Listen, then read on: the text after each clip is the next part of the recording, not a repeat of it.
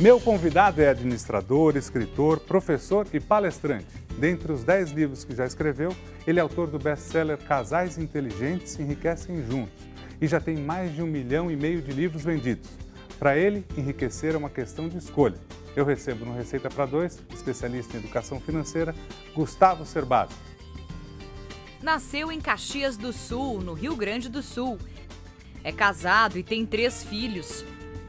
Tem livros publicados em 6 países além do Brasil. Foi considerado um dos 100 brasileiros mais influentes do ano de 2009 pela revista Época. Participou como figurante no longa-metragem baseado em seu livro e foi um dos melhores nadadores paulistas de 100 metros costas. Gustavo, é um prazer te receber aqui. Muito obrigado pela presença. Eu que agradeço, Edu. Muito bom estar aqui com você. Mais um novo livro, com certeza mais um grande sucesso. Segredos dos Casais Inteligentes. O Segredo dos Casais Inteligentes. Esse daqui é uma continuidade do trabalho que você já vem fazendo ou não? É totalmente diferente? Posso chamar de continuidade, melhor chamar de aprofundamento do assunto. Aprofundamento do assunto. Quando eu escrevi Casais Inteligentes Enriquecem Juntos, eu tentei ser muito diplomático no intuito de chamar a atenção das pessoas e que existem diferentes comportamentos, pessoas que algumas lidam melhor com dinheiro, outras menos, algumas são mais poupadoras, outras mais gastadoras. E a ideia aí era uniformizar o papo para que as pessoas conversassem sobre dinheiro. Nesse livro eu vou um pouco mais a fundo, eu tento assumir o papel aqui de consultor mesmo, obrigado, Saúde. em que a nossa saúde... Obrigado mais uma vez pela presença. Eu que agradeço. Mas eu traço realmente uma orientação para que os casais sigam, deem as mãos não só para guardar dinheiro, para planejar as contas, mas para uma carreira, para uma construção de uma vida a dois, que inclua uma aposentadoria, talvez com um negócio próprio, talvez com uma carteira de imóveis, talvez vivendo de uma pensão. Um planejamento. Planejamento a dois num sentido muito mais amplo do que o do dinheiro. E na tua vida, lógico, a gente vai falar sobre isso, vamos chegar lá. Na tua vida, quando você percebeu... Moleque, você era um bom aluno no colégio ou não? Eu era bom aluno. Bom aluno. Mas eu percebi que eu era bom aluno não por ser um aluno aplicado, estudioso. Eu era um bom aluno porque eu era concentrado nas aulas. Você prestava atenção e ia bem nas provas. Exatamente. Quais as matérias que você ia bem, você lembra assim? Em geral, exatas. Sempre um bom aluno de matemática, física e química, bom para contas. Cálculo. Mas não é por isso que eu fiz sucesso no mundo das finanças, não. Eu sempre tive facilidade em comunicar ao professor numa prova, por exemplo, que eu estava pensando, comunicar numa aula de educação artística o que eu queria dizer. Essa preocupação com entender o que o outro está esperando de mim. Ser didático. Ser didático. Eu, como aluno, na hora de tirar uma dúvida, de me preocupar, por exemplo, com eventualmente lá na frente, numa prova, explicar ao professor que estava explicando na sala, fazer com que as perguntas que eu fazia nas aulas fossem perguntas que encantavam os outros alunos. E você se preocupava, então, com os dois lados? Com o lado do professor e o seu? Se ele ia entender o que você estava transmitindo ali na resposta e tal? Eu queria que o professor me visse como um bom aluno, apesar de eu me sentir pouco aplicado, eu nunca gostei de estudar, se eu tiver que pegar um livro para entender um assunto, eu vou ter dificuldades, eu prefiro que a pessoa me explique. Mas eu tentava entender esse papel do professor e também o meu papel de uma pessoa que não queria estudar muito em casa. Então, eu queria entender tudo na aula e eu aproveitava. Eu era um aluno...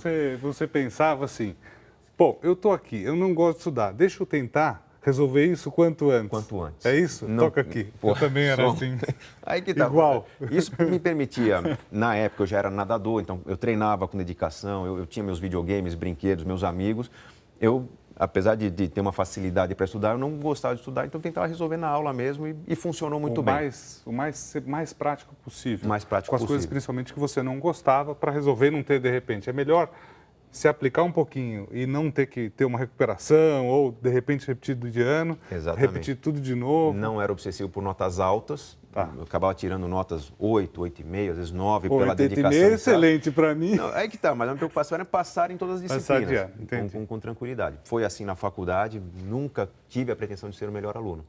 Ao mesmo tempo, eu me sentia cobrado, envergonhado se eu tivesse um desempenho ruim pelo fato de ter uma boa proximidade com o professor. Entendi. O aluno que pergunta acaba sendo mais íntimo do professor. Né? E com 15, 16 anos, você já sabia o que você ia fazer da vida? Não, de forma alguma. Quando moleque você pensou, poxa, eu quero ser escritor, eu quero ser... Para você ter uma ideia, quando eu prestei o meu vestibular, o primeiro vestibular, quando eu estava concluindo o colégio, era vestibular da FUVEST, então tinha que fazer inscrição na época no Banespa, né, uma instituição pública. Tinha às 4 da tarde da última sexta-feira, eu estava em dúvida entre educação física, porque eu era atleta, Tá. administração, porque teoricamente Tem era tudo a ver disciplina um de quem não sabe o que vai fazer, faça administração, ou engenharia, porque eu era um bom aluno de exatas. Acabei entrando em engenharia, não me senti bem, não fui feliz.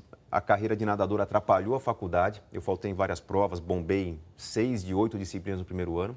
E fui fazer administração para vitaminar o currículo, para tentar ter um currículo melhor, e me encontrei na administração.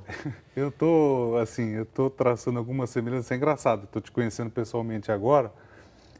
Parece brincadeira. Eu joguei vôlei na infância, queria ser jogador de vôlei, pensei em prestar educação física por conta do vôlei, me contundi, tive que parar de jogar, fiz faculdade de administração de empresa.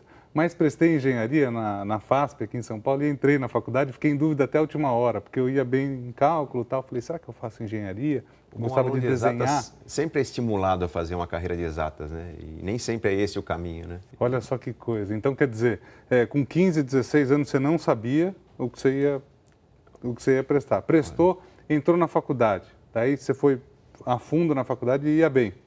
Ou igual mais ou menos à escola? Não, é mais ou menos igual à escola. Tá. Eu era aluno dedicado, eu ia muito melhor nas disciplinas em que os professores eram mais dedicados, porque por mais que eu estudei em boas faculdades, tem sempre o bom professor e o mau professor. Tá. Então, tinha toda uma preocupação em corresponder principalmente aos bons professores. Entendi. Então, por exemplo, uma disciplina com a qual não me dava bem, não porque o professor não era competente, mas porque eu realmente não sentia muito apetite pelo assunto, era finanças.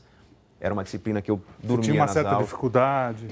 Era muito burocrática. E nessa época você trabalhava também, não? Não. Eu comecei a trabalhar já na metade do curso de administração, então eu estava lá com 24 anos de idade já e dava aulas de inglês, era um trabalho, um bico praticamente. À parte. Fui fazer estágio durante a faculdade, comecei a trabalhar depois de formado, me formei em 1998, aliás, 24 anos de idade foi quando eu me formei. Então, dos 22 aos 24 que eu trabalhava, porque até então eu era atleta. Entendi. Então você fazia as duas coisas junto, fazia faculdade. Faculdade, os treinos de natação, as competições que comprometiam bem o tempo de estudo. E você me perguntou quando que eu me encontrei na carreira. Eu fui me encontrar na carreira talvez há 4 ou 5 anos atrás, para ser bem sincero, porque eu já tinha livro escrito. Muita gente me dizia que não dava para viver de livros, porque eu tinha que seguir uma carreira acadêmica ou consultoria. Então, até 2004, 2005, eu era consultor, professor, consultor de empresa de pessoa física, escritor, palestrante, tentando abraçar o mundo. Entendi. Mas sem um foco? Ou não? O foco você tinha, mas fazia um monte de coisa ao mesmo tempo? Eu tinha o foco na carreira, Tá. que me diziam que era muito importante seguir uma carreira acadêmica, ser um bom professor, preparar bem as aulas, tal, consultoria, a mesma coisa. E tinha um foco no meu coração. Entendi. Que muita gente dizia, olha, isso aqui é autoajuda, isso aqui é uma literatura de baixo nível. Eu não acreditava nos argumentos, porque, na minha compreensão... E, desculpa, e a autoajuda em si é ruim? Na tua visão hoje? A autoajuda, ela tem uma imagem muito ruim para Mas o na leitor prática, geral. Não pode ser bom também? Então, depende do que você chama de autoajuda, porque quando me perguntam se meu livro é autoajuda ou não é, eu digo que é, porque até um guia de ruas... É uma autoajuda. Se a gente parar para pensar, Exatamente. Eu fiz, acho que 21 livros, todos eles livros comerciais, voltados para venda, enfim. Se você pensar que a pessoa que depende do uso que a pessoa vai dar àquele livro que você está fazendo. Se você pensar, a pessoa vai pegar uma receita e vai fazer para vender. Foi uma autoajuda também. Receita é autoajuda. É uma autoajuda. Se eu simpatizo com a forma que você cozinha, quero procurar nos livros uma forma de fazer semelhante, eu estou procurando um aprendizado autodidático. É autoajuda.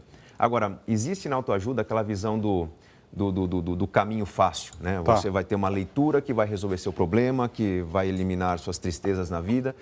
E existe também um número muito grande de autores de baixo nível nessa área, porque é uma literatura fácil. Tem os dois lados, então. Tem. Pernil de cordeiro, você já comeu ou não? Olha, eu comi poucas vezes, mas gosto bastante. Gosto. Tem certeza? Com certeza. Senão a gente tem uma cozinha aqui, a gente pede para vir outra coisa rápida. De forma alguma. Purê de feijão branco, você já comeu ou não? Não comi. Não? É diferente também. E, então, esses são os pratos que eu vou preparar aqui para você. Você não se preocupe com a receita, depois eu te passo. E você gosta dele mais passado ou mais mal passado? Mais ao ponto para bem passado. Você sabe que eu estou ouvindo você falar, eu acho interessante que as pessoas têm muita... Acho que assim, os anos vão passando, cada vez mais o pai cobra do filho. Você tem que decidir. Eu acho tão difícil com 15, 16, 17 anos, muitas vezes sem conhecer as atividades. Eu vejo o meu caso, eu estudei administração, trabalhava em banco, eu falei, numa área financeira, eu falei, não é isso que eu quero. Estava estudando economia na época, eu falei assim, eu gosto de cozinhar, eu quero ir atrás desse sonho e tal. Mudei completamente com 19 para 20 anos e, bom, estou nessa área até hoje, já passaram 18, 19 anos, segui esse caminho. É muito cedo para uma criança, para um jovem, decidir o que vai fazer na vida, né? É cedo, porque ele tem que decidir a sua carreira sem ter experimentado essa carreira. E sem conhecer as profissões também. Exatamente. Então, eu acho que assim, se um jovem tem uma certa aptidão, uma vontade de experimentar uma carreira, primeiro eu acho que o papel dos pais é incentivar esse jovem a seguir um caminho para o qual ele sinta uma certa vocação. E também, muitas vezes, o pai, não sei se você concorda com isso, muitas vezes os pais querem que os filhos sejam, por exemplo, médico. E o filho não tem essa aptidão. Exatamente. Ou muitas vezes o pai queria ter cursado na faculdade e não cursou. E daí quer que o filho coloque aquele peso no filho para que o filho faça. Em grande parte, essa propensão dos pais a indicar uma certa carreira, um caminho para os filhos, tem a ver com questões financeiras. Tem a ver com Porque isso. É a carreira que dá sucesso, é a carreira que dá respeito, é a carreira que remunera bem, né? Eu estou lembrando aqui de uma história, eu trabalhei no banco, daí eu fiquei em dúvida qual área ia trabalhar. Comecei em recursos humanos. Você sabe por quê? Porque eu queria saber qual área do banco era mais remunerada para eu... Então. Mas é uma preocupação que nós temos no começo da carreira, com ganhar dinheiro. E pode ter certeza, Edu, esse é o pior caminho. É o pior caminho. Para se escolher uma carreira. Você ir atrás do dinheiro, você está negligenciando que as pessoas, para ganhar muito dinheiro, independente da profissão, se esforçaram muito, se dedicaram muito. E ninguém vai conseguir se dedicar a uma profissão que realmente pela qual não é apaixonado. Ou seja, você acha que a pessoa pode até vir a ganhar dinheiro, mas ela não vai ser 100% feliz. Exatamente. Se ela procurar dinheiro na primeira... O esforço ele é baseado em desgaste pessoal, em desgaste da saúde, porque ele não é aquele esforço que vem da sua natureza de ser humano. Você tem que fazer porque a sociedade, a família diz que tem que fazer. Eu vou dar um exemplo simples. Quando penso em escrever meus livros, eu sempre tenho em mente uma carreira menos padrão, menos advogado, médico, engenheiro. Por exemplo, um músico. Um músico, um cozinheiro. Um cozinheiro. Quantas pessoas não têm isso como paixão? Às vezes começam a praticar isso na vida. E, de repente, porque ganho pouco como músico, eu vou conseguir um outro trabalho. Ele vai ser um assistente administrativo, vai trabalhar num banco, por exemplo, para se sustentar. Essa pessoa nunca vai ser um bom músico. Porque o bom músico o bom músico tem que se dedicar. O que seria o certo? Ele fazer um mínimo planejamento, que se ele consegue se manter, por exemplo, tocando 4 ou 5 noites por mês num bar, num restaurante, tem um dinheirinho, se mantém com esse dinheirinho, faça um planejamento para poupar o mínimo necessário e viver desse pouco dinheirinho pelos próximos poucos anos. Ou seja, aplicar, eu até me expressei mal naquela hora, que eu falei assim, talvez sem foco.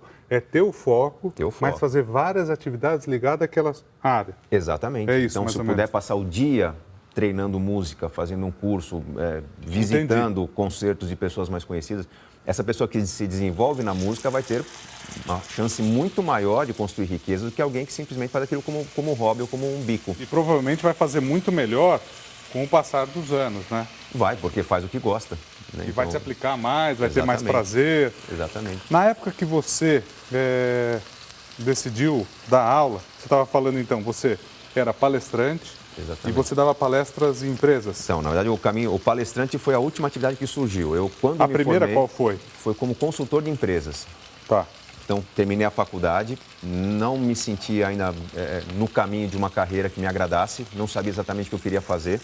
Tinha feito um bom estágio em banco, satisfeito, feliz com o meu estágio, mas o banco mesmo não tinha me dado a oportunidade de continuar naquela época, era um banco muito enxuto. E um colega de faculdade me convidou para ajudá-lo numa consultoria, não pelo meu conhecimento na consultoria, era uma consultoria de finanças. Os amigos sabiam que eu não tinha muita queda para finanças. Mas era uma consultoria porque eu escrevia bem nos trabalhos escolares. Entendi. E a equipe de consultoria tinha que fazer um bom laudo financeiro. E essa consultoria onde era? Era uma consultoria, uma grande consultoria brasileira, Bolsinhas e Campos, extremamente competente, fazia um trabalho para grandes bancos no Brasil e tinha que entregar laudos de avaliação de empresas. Ou seja, avaliar como as empresas estavam. Quanto uma empresa custa, quanto uma empresa vale. Entendi. No processo de negociação. E meu papel simplesmente era entender o que eles faziam e traduzir aquilo para um texto escrito. E acabou dando certo, porque eu era um leigo, eu escrevia numa linguagem diferenciada mesmo dele. dos relatórios, 4 ou 5 relatórios feitos, eu acabei eu fazendo alguns projetos de consultoria sozinho, eu mesmo planilhando, organizando as informações. Em pouco tempo eu estava sendo convidado para dar aula sobre o assunto, porque era uma visão não técnica sobre como avaliar uma empresa. Então, se você vai fazer um MBA em marketing, em tecnologia, tem sempre... O profissional de marketing não quer saber de finanças, mas aquele módulo faz parte do curso dele. Então, tem que ter alguém com uma visão mais prática daquele assunto para ensinar. Uma visão diferenciada. Exatamente. E ali que me dei bem nas aulas. Você, assim, tá perfeito o que você está falando, assim, ouvindo. Tem coisas que a gente, no dia a dia, a gente vai exercitando e vai tentando fazer. A televisão, não sei se você concorda, é assim também. Exatamente. Não nesse programa, porque aqui é mais uma entrevista, a receita faz parte do que a gente está fazendo, para você ficar à vontade, como se estivesse numa cozinha de casa. Mas, por exemplo, quando eu estou de manhã fazendo uma receita, a gente tem que se preocupar com a pessoa em casa. Se ela está entendendo essa receita, se está sendo bacana para ela, se ela vai, em algum momento na vida dela, fazer aquilo. Se não, que aí está o diferencial. Não tem sucesso. Não adianta você fazer uma receita fabulosa, se a sua proposta é ensinar a fazer uma receita, você tem que se colocar no lugar da pessoa. Não vai fazer, não vai encontrar. Exato. Ator também, porque agora você teve uma participação no filme, não é? Surgiu aí o filme Até que a Sorte Nos Separe, né, que vem 12 de outubro no cinema, baseado no meu livro de maior sucesso, Casais Inteligentes Enriquecem Juntos. Um elenco de primeira, Leandro Hassum, Daniele Vinitz, um time de primeira aí de atores, direção do Roberto Santucci. E eu fui homenageado com uma figuraçãozinha lá, uma pontinha não falada no filme, meio que a estilo Hitchcock, né? Para constar do filme ali, o autor do texto em que se inspirou a obra. E qual foi a emoção de ter, por exemplo, um livro sendo levado para a história sendo roteirizado para um filme? Olha, vou ser bem sincero, quando eu escrevi o primeiro livro, eu não esperava que meus livros fizessem sucesso. Eu achei que iam ser aplicados em cursos que eu iria ministrar.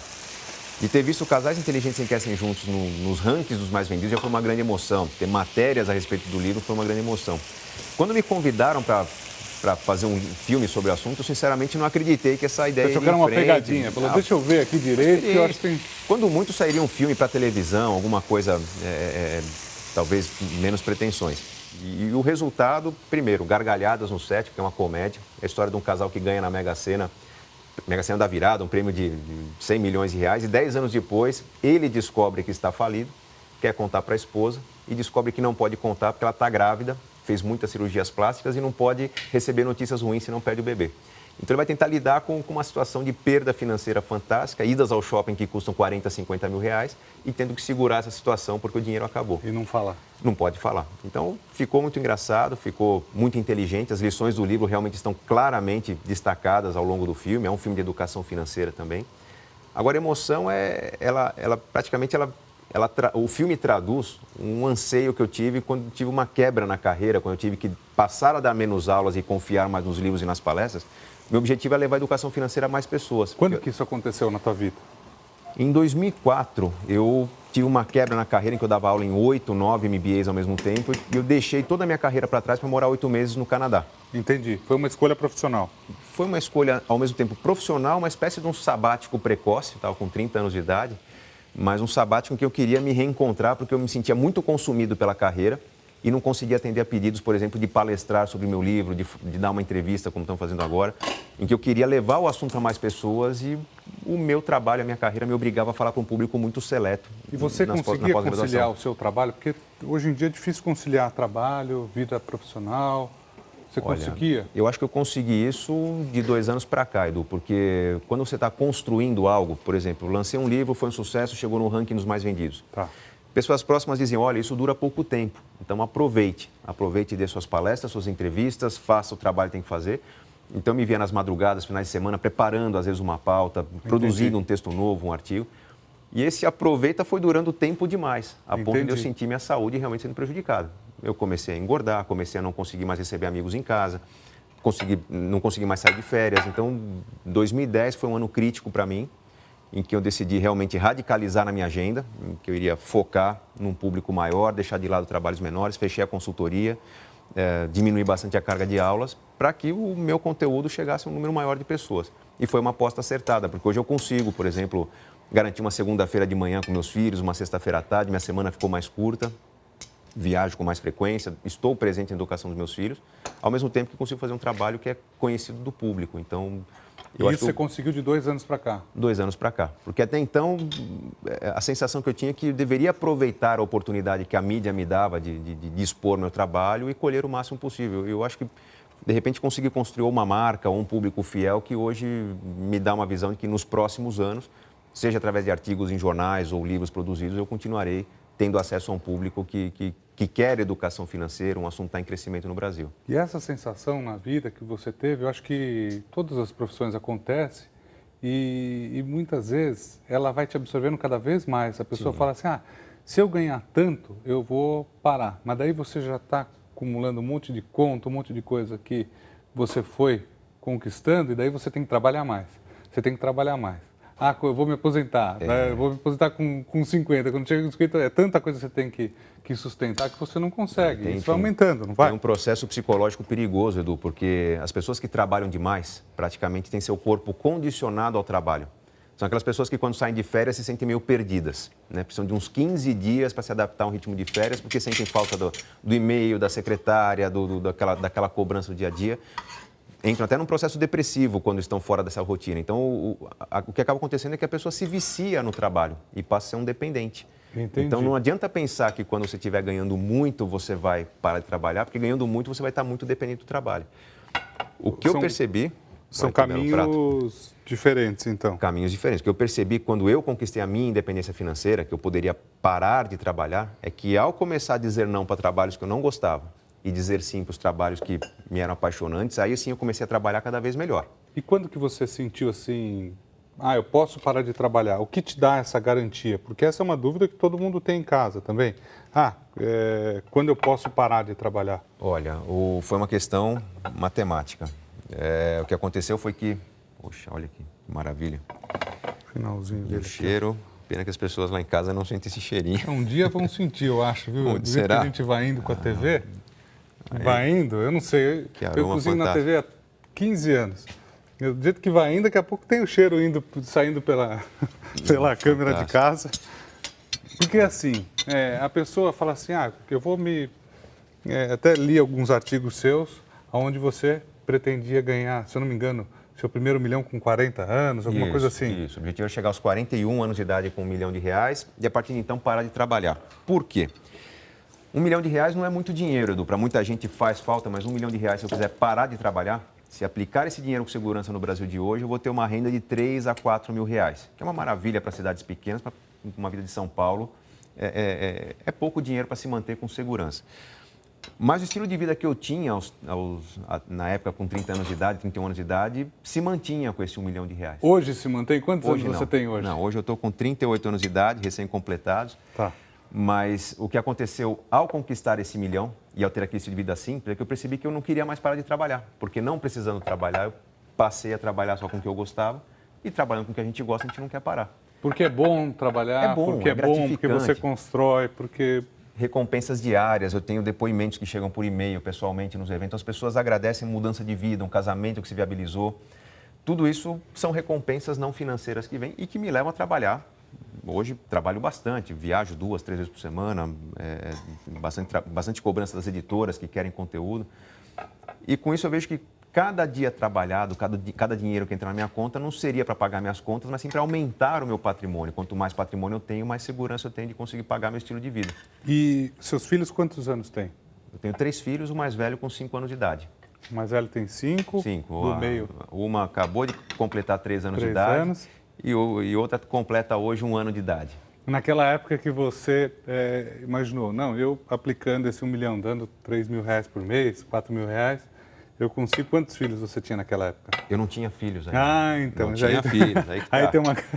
Não, mas deixa eu experimentar aqui que... Fica à vontade. Aliás, eu vou até falando, esses assuntos são super interessantes, porque é assim, muita gente, a gente já abordou diversos assuntos, mas... Pode ir comendo tranquilo, que eu falo um pouquinho até mais para você comer à vontade. Excepcional. Muita gente trabalha, esse assunto foi abordado no primeiro bloco, trabalha numa coisa que não gosta, e eu acredito também que essa pessoa não vai ser feliz 100% nunca. Ela pode até ganhar muito dinheiro, mas vai faltar aquele prazer, aquele amor ao trabalho, né? Eu acho que também, uma outra coisa que você falou, você mudar de uma profissão, buscar alguma que te faça, te traga essa felicidade também é super importante. Sim. Essas conquistas vão vindo depois. Um outro tema que eu acho interessante, você falou assim, quando eu tiver 40 anos, de repente eu posso me aposentar com aquele dinheiro que você já ganhou, mas não se aposentou, e não vai se aposentar também com 41 anos, Sem dúvida. te conhecendo hoje eu tenho certeza que não. Você vai acumulando mais coisas na vida que você tem que gerar para sustentar aquilo que você está fazendo também. Eu não quero criar ilusão, principalmente para os jovens que estão nos assistindo, que nós temos que encontrar logo no começo a profissão dos sonhos. Não é no começo, muitas vezes. Não vai acontecer. E mudar não tem nenhum problema. Não tem. O que vai acontecer é que o jovem não escolhe a carreira. O jovem é escolhido pela carreira. Talvez ele escolha um curso a fazer, uma graduação, mas ele, no dia a dia dele, ele vai, de repente, buscar oportunidades de trabalho, não vai encontrar e vai ser empregado na empresa que lhe der a oportunidade. No começo de qualquer carreira, eu acho que tem o sacrifício. Tem uma parte muito grande do público, das pessoas que não querem correr esse sacrifício esperando encontrar o emprego dos sonhos. Não vão conseguir no começo. Não vão. Porque o sacrifício é onde nós provamos nossos diferenciais. E é mais fácil mudar no começo também, se começo. você tem alguma desilusão na faculdade. Sem você dúvida. vai ver a faculdade, está no segundo ano, e fala assim, poxa, mas já cursei 2 anos, será que eu troco? É melhor trocar agora do que trocar depois com 10 de profissão. Sem dúvida, Não é? sem dúvida. Mas o que é importante perceber é que praticamente todo jovem vai começar o seu trabalho, por mais que seja na carreira dos sonhos, fazendo o que não gosta. Qual que é o caminho correto? O caminho correto é fazer o que não gosta muito bem feito, superando expectativas de quem deu emprego. Se for para trabalhar até mais tarde, se for para lavar o carro do patrão, se for para varar a madrugada estudando para adquirir um certo conhecimento, que faça isso num período curto de sua vida, para que num segundo momento, quando houver uma chance de uma promoção, existe um diferencial entre várias pessoas iguais, alguém que se dedicou mais, alguém que vestiu a camisa da empresa, e essa pessoa que faz bem feito alguma coisa vai crescer na carreira. Ou que tenha passado por experiências que o outro não passou. Exatamente. Né? Aceitou fazer trabalhos que não estavam no seu escopo, aceitou flexibilizar sua agenda para atender uma necessidade de alguém que poderia lhe dar uma oportunidade mais para frente. Então, existe a fase do sacrifício. O que eu não percebi lá atrás é que eu não gostava do meu trabalho, que ele era muito sacrificante, queria parar de trabalhar, mas não contava com a possibilidade de chegar numa condição de trabalhar só com o que eu gostasse. Então, hoje eu estou numa situação que eu não me imagino não trabalhando. Eu quero viver 100, 120, 130 anos, se puder, trabalhando até os 130 anos de idade, porque gosto do que eu faço, gosto de estudar o assunto do meu trabalho, e eu acho que a aposentadoria que muita gente pensa em parar de trabalhar poderia ser visto por muitas pessoas, pela maioria ser o ideal, como uma oportunidade, tendo patrimônio, tendo como pagar suas contas, deixar de trabalhar com o que não se gosta e passar a investir numa carreira mais prazerosa, mais gratificante, provavelmente mais bem remunerada, porque as pessoas que trabalham com amor, com paixão, vão Ou muitas vezes nem contagiar aqui ao seu redor. nem vê como trabalho, né? Eu, de vez em quando me pego, já trabalhei, já fiz um programa de manhã, fiz outra tarde e tal. Daí eu falo assim, puxa, agora eu vou trabalhar. Eu falei, pô, eu já estava trabalhando, né? Mas quando você faz aquilo que você ama, aquilo que você gosta, você está fazendo. Não tem cara de trabalho. Não tem cara de trabalho. Eu estou aqui conversando, lógico, a gente tenta buscar o máximo de informação de quem a gente está entrevistando, para que agrade todo mundo em casa e tal. Mas é super interessante para a gente também, como aprendizado, mesmo de vida, de tudo que... E as pessoas que a gente tem oportunidade de diferentes áreas, conversar também, Sim. né? Hoje, o que te dá mais prazer de tudo que você fez até hoje? O que te dá mais prazer? De tudo que eu fiz, assim, profissionalmente. O grande prazer foi transformar vidas. Eu tenho e-mails de pessoas, por exemplo, que disseram que se casaram a partir da leitura do meu livro. Tem pessoas que disseram que desmancharam o noivado, mas que preservaram uma amizade, e quando fizeram experiência sobre planos, futuro, viram que não ia dar certo e graças a uma conversa sobre dinheiro, perceberam que um casamento não ia dar certo e evitaram um problema. Então, saber compartilhar é importante. Exatamente. Tem que compartilhar, tem que conversar, tem que fazer planos sobre metas futuros, e quando, de repente, um casal de namorados percebe que não vai dar muito certo, preservar uma amizade evitando um casamento infeliz, para mim é um sucesso. Então, os depoimentos que eu recebo, para mim, são a grande conquista. Vai muito além do quanto eu ganhei de dinheiro, de um filme baseado no meu livro. Agora, pessoalmente, eu acho que a minha grande conquista hoje é poder estar à noite com meus filhos, acompanhar uma lição de casa, tomar café com eles. Nós temos férias frequentes. Eu trabalho com criatividade. Escrever não é um trabalho que você faz todos os dias mecanicamente. Então, a cada 3 meses eu tiro 15 dias de férias. É muito acima do que as pessoas costumam tirar. Mas é uma conquista que vem da independência financeira, de poder Tá não ter o compartilhando com a trabalho família. como uma necessidade, e sim como uma oportunidade de fazer coisas interessantes. Os casais que vão nas palestras e contam depoimento e falam alguma coisa. Primeiro, as pessoas falam, geralmente fazem pergunta. Falam. As pessoas me veem como uma espécie de terapeuta em que elas abrem intimidade, até mais do que deveriam, porque às vezes é uma fila de autógrafos e tem uma fila de pessoas atrás, a pessoa encosta em mim perguntando ali e fala, na olha, hora. eu tenho 400 mil reais que eu não sei o que fazer, então eu tenho que tomar muito cuidado até com como eu respondo, para não expor demais a pessoa. Mas dos livros que eu escrevi, que são 10 agora, o primeiro foi o que me deu mais trabalho. Pela experiência. O Dinheiro, o Segredo de Quem Tem, ele tinha o objetivo de ser uma apostila de curso para aplicar num MBA, uma pós-graduação. Tinha que atender tanto aos especialistas na área quanto aos leigos. Então, fiz uma pesquisa, não só das ferramentas matemáticas, mas argumentos, todo um amparo filosófico, científico. Ele deu um trabalhinho maior para ficar uma linguagem enxuta e bem completa. Todos os livros que vieram depois vieram respondendo a dúvidas não respondidas nos livros anteriores. Então, Entendi. Casais Inteligentes Enriquecem Juntos, meu segundo livro, nasceu de uma crítica ao primeiro livro, em que as pessoas diziam, puxa, que bom esse passo a passo que você ensina, mas pena que não funciona na minha casa, que meu marido gasta demais, ou minha esposa não resiste a uma vitrine e tal. E no começo eu não tinha intenção de escrever um segundo livro. Eu, por e-mail, nas primeiras edições do livro, tinha meu e-mail, meu telefone até, me expondo demais, mas eu respondia aos leitores dando dicas de como eu fazia na minha vida, como os clientes que eu atendia recebiam de orientação, traziam como exemplo. E eu vi que esse volume de dicas começou a ficar muito interessante, porque 3, 4 meses depois de uma resposta enviada, havia um comentário do tipo, você salvou nosso casamento. Ou graças àquele toque que você deu, nossa vida está muito melhor, vamos sair de férias. Então eu percebi que tinha uma importância muito grande ali.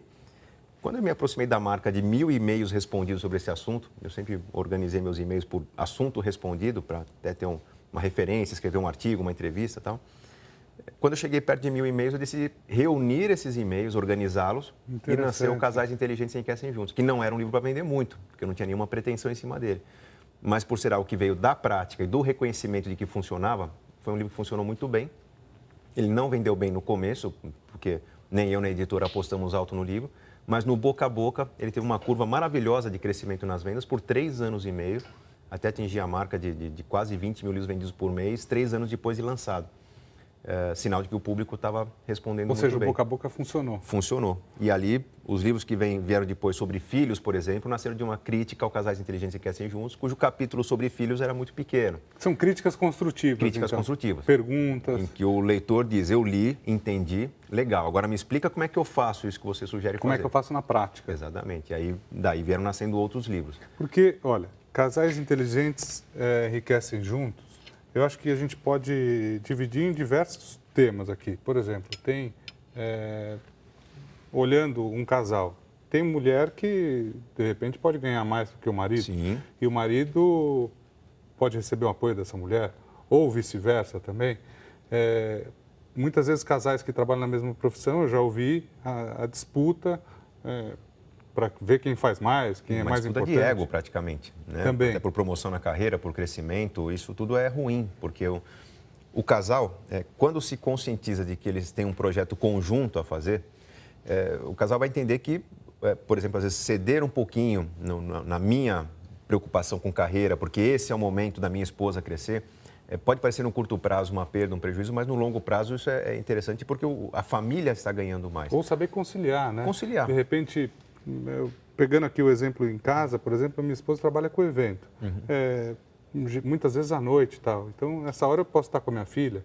Agora eu acordo muito cedo para sair para trabalhar. Nesse momento ela pode estar com a Maria também. E a gente conciliar o horário de um final de semana para estar todo mundo junto. No mundo moderno em que mulheres e homens trabalham, não tem coisa pior do que criar papéis fixos, né? Que ela cuida das crianças, eu trago... Não existe isso. É uma estratégia em que um vai compensando um pouco o excesso do outro para que se colha o melhor. É muito ruim, as pessoas até, em alguns casos, questionam que eu recomendo a união de contas, né? A união de investimentos, de relacionamento bancário. Muitos dizem que pode não funcionar. É importante perceber que mais cedo ou mais tarde haverá uma união, na maioria dos casos após a morte. Quando existe a morte de alguém, existe uma herança, então existe uma união completa em algum momento, desde que o casamento vá em frente. O problema é quando o casal não reconhece isso, vai criando uma disputa, vai criando diferenças e surge a tal da infidelidade financeira. em que um não sabe quanto o outro tem de investimentos, um não sabe quanto o outro pode colaborar na construção de um projeto de férias, de uma celebração de casamento, uma faculdade de um filho. Isso torna tudo muito mais complicado na vida do casal. O que acaba acontecendo depois de muitos anos é que você tem diferentes capacidades de fazer poupança, diferentes capacidades de se proteger, de administrar um dinheiro. Muito provavelmente, depois de 20, 25 anos de relacionamento, você tem um rico e um pobre dentro do mesmo teto, debaixo do mesmo teto. E aí você cria um problema sério, em que um se sente preocupado porque percebe que o outro é mais rico. Então, aquele se sente preocupado, parece que comeu bola, ficou para trás, né, desperdiçou oportunidades.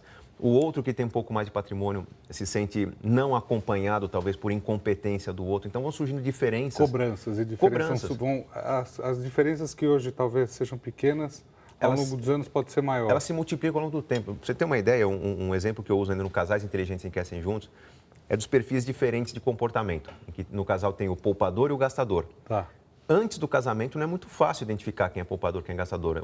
No namoro porque existe só afinidade. Nos horários bons, vamos comer, vamos fazer isso, mas não participam das outras coisas, são as contas. E o que se percebe é a afinidade. Nós gostamos de praia, nós gostamos de cinema, nós gostamos de comer fora. Quando surge o casamento, quem tinha alguma propensão mais poupadora vai poupar mais, porque se sente ameaçado pelo outro que pode destruir seus planos futuros. Quem tem alguma propensão a gastar, vai gastar mais, porque se sente amparado pelo outro. Então, existe uma polarização. As diferenças aumentam. Elas aumentam com o casamento. Por quê? Porque você acaba usando o comportamento do outro como uma espécie de muleta ou até de arma contra os seus planos. Segurança mesmo, né? Exatamente. Olha que interessante então, esse lado. Então, o passar do tempo ressalta as diferenças. Agora, você cita também que a pessoa se tornar milionário, ela é uma questão de escolha. Exatamente. Na sua visão, é uma questão de escolha. A pessoa Sim. mais simples que assiste a gente agora, que tem uma profissão mais simples, enfim. Como essa pessoa pode ganhar mais dinheiro na profissão que ela gosta, na profissão que ela tem? Por mais simples que seja o trabalho, vamos colocar duas etapas diferentes na construção de riqueza. Primeiro, quando a pessoa tem possibilidade de fazer escolhas do tipo, vou jantar fora ou vou poupar? A pessoa já está num nível de renda um pouco maior e ali eu posso discutir, olha, economiza no jantar fora, traga os amigos para casa, economiza na grife da roupa, vá num brechó, usa criatividade e tal. Quando a pessoa não tem condições de fazer escolhas, ela não tem que pensar em poupar para o futuro. Ela tem que pensar para daqui a 6 meses, poupar para daqui a 6 meses, fazer uma especialização, aprender um idioma, montar um pequeno negócio que seja na internet. Se diferenciar na própria carreira, por exemplo. Exatamente, porque nada é pior para o trabalhador do que se conformar com a situação presente. Não importa se o emprego é bom ou ruim, porque o custo de vida vai aumentar ao longo dos anos. Muita gente acha que na velhice é só gasto com saúde. Não, o plano de saúde vai para as alturas. Não é gasto com saúde. É o resto das coisas também. Uma velhice bem vivida tem tempo livre. Tempo livre significa lazer. Lazer não é barato. Agora, lazer na terceira idade significa, se você vai fazer uma viagem com alguém preparado para conduzir a terceira idade. Um hotel com mais conforto, afinal você não pode pegar qualquer tipo de alimentação, qualquer tipo de dormitório. Pessoas com mais idade, transporte. Pessoas com mais idade têm mais parentes, netos, bisnetos, enteados. Quantos batizados, aniversários, você quer ter uma vida social completa, roupas, presentes para estar nesses eventos, são gastos que vão aumentando ao longo da vida. Então, eu tenho que sempre ver uma visão de crescimento na minha renda, mesmo na aposentadoria. Ou seja, a pessoa que, por exemplo, uma carreira mais simples, ela tem que pensar focada naquilo que ela faz, naquilo que ela gosta, naquilo que ela ama, focar o que fazer para ganhar mais naquela profissão. Quanto ela não tem dinheiro para poupar, ela tem que investir na própria carreira. Exato, mas não só pensar no ganhar como caminho para enriquecer. O dinheiro que se ganha hoje, é importante que você entenda que o dinheiro ganho não é para pagar as contas do mês, para pagar as contas da vida. Você vai ter uma fase na vida que você não desejará trabalhar mais. Então, como fazer isso? Quando se fala em economizar para o futuro, muita gente vai tentar cortar os gastos fáceis. Deixo de comprar uma revista, deixo de ir ao cinema, deixo de fazer a manicure, vou fazer em casa, deixo de tomar um cafezinho. Eu não vejo sentido em cortar esses gastos que nos trazem felicidade, nos trazem bem-estar. Por quê? Não adianta ter as contas em dia se você vira uma pessoa depressiva. Isso tem muita gente também que vai guardando dinheiro. E daqui a um tempo você tem dinheiro e não sabe o que fazer. Nada. Não sabe o que fazer com o dinheiro. Eu tenho um amigo meu que é assim, eu não posso falar quem é. Mas ele guarda tudo que ele ganha, eu nunca vi.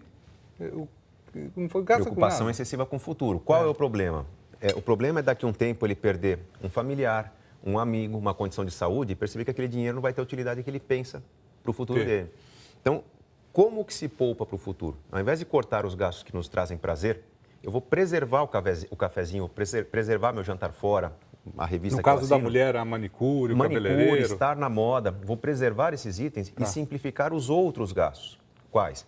Uma casa um pouco mais barata, um carro um pouco mais barato, que me permitam, nesse estilo de vida mais simples, ter mais experiências de consumo. Muitas vezes as pessoas não pensam nisso, né? Pensam, e aqui no Brasil a gente é um pouco simplista nesse lado, não sei se você concorda. Quando vai comprar um carro, pensa só no dinheiro do carro, não pensa no seguro que vai ser mais caro, na gasolina que vai ser mais gasta, Falta de planejamento. no IPVA que vai ser mais gasto, Isso. e com a casa também. Mudam os termos, Nós não somos mas estimulados, os impostos, né? nós não somos estimulados a fazer isso na escola. Agora, qualidade de consumo é gastar o seu dinheiro com o que te traz prazer. Tá. Não é difícil exemplificar. Um jovem sabe o que é qualidade de consumo. Se você pegar um jovem que ganha hoje meio salário mínimo de bolsa estágio, bolsa aprendiz, ele é capaz de não pegar o ônibus e andar 5 km a pé ou pular uma refeição quando ele quer garantir o dinheiro para a balada no fim de semana. Não é? Ele quer estar na balada, ele vai conseguir. Ele vai fazer o esforço. Exatamente. O Quando a jovem pessoa entende começa melhor. a namorar, né? Pô, ele se vira do avesso para garantir um buquê de flores, um presente, alguma coisa. Então, isso é qualidade de consumo. De repente vem o casamento e aí dizem pra gente, casa é importante, plano de saúde é importante, um carro também, pensar no futuro é importante.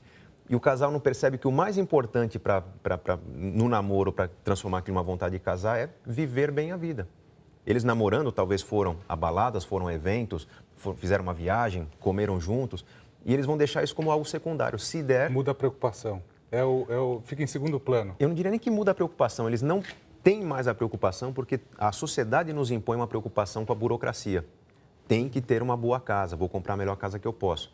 Se você tem uma boa casa, mas não tem dinheiro para o lazer, você vai ter uma boa casa, assistir televisão em casa, vai ficar restrito a uma situação limitada de lazer, quando poderia ter um lazer mais variado. Como conciliar isso? Com uma casa um pouco mais simples, sobrando dinheiro para o lazer, sobrando dinheiro também para uma pequena poupança, o poupar não é mais sacrifício, porque eu estou poupando enquanto estou gastando com coisas prazerosas. Entendi. Então, o futuro não significa tirar do hoje o que eu quero ter amanhã, significa garantir amanhã a continuidade do que eu tenho hoje.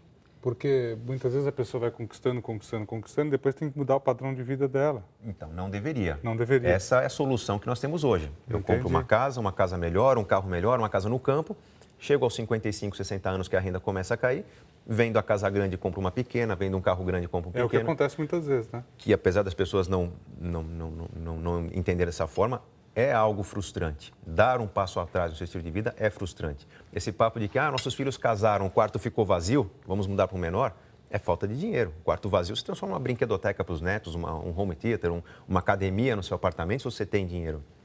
Mas por falta de planejamento, o dinheiro está faltando, o casal começa a ajustar seu patrimônio para menor.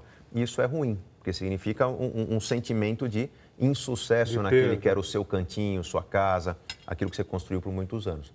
Então, tem que saber construir um consumo, não que seja privando boas experiências para tê-las no futuro. Eu quero ter as boas experiências hoje e poupar o mínimo necessário com inteligência para que as boas experiências não faltem amanhã. Sustentabilidade, a palavra da moda, encaixa muito bem numa boa construção de riqueza. E pensar sempre também no ano, assim, não pensar restrito no mês. Pelo que você falou de poupar, sempre pensar no ano também. Nos gastos que você vai ter ao longo do ano. Muita gente confunde o orçamento doméstico como um controle do que se gastou.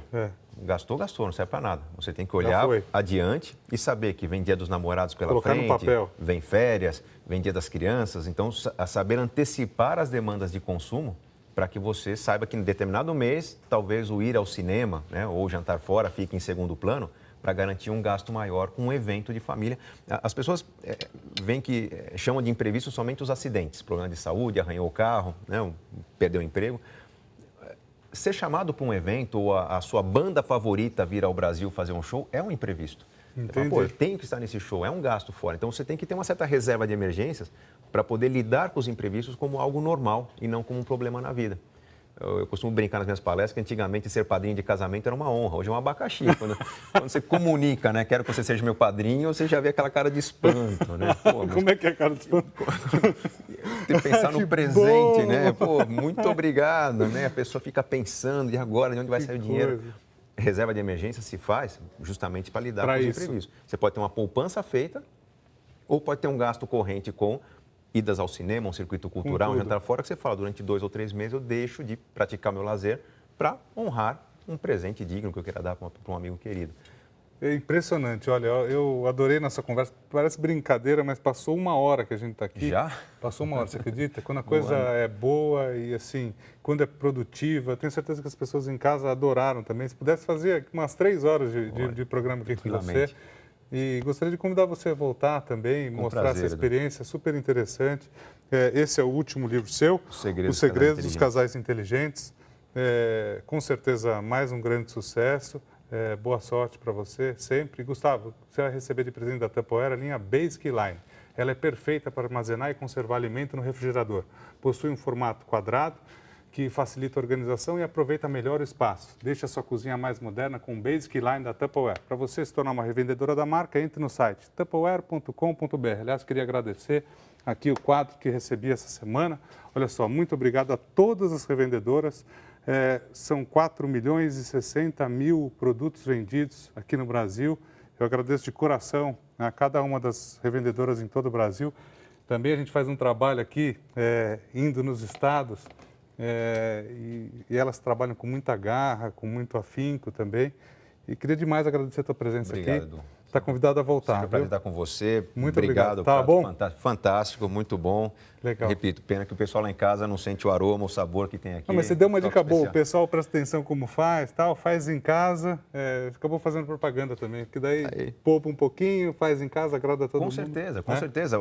Não pode sair de casa, aprenda, dedique tempo para receber seus amigos e criar alguma experiência. Se é amigo de verdade, vai saber dizer se está legal, se não está, você vai se aperfeiçoando numa área nova. Obrigado. Obrigado, foi um prazer. Tenham todos uma ótima semana. Tchau, tchau. Até semana que vem.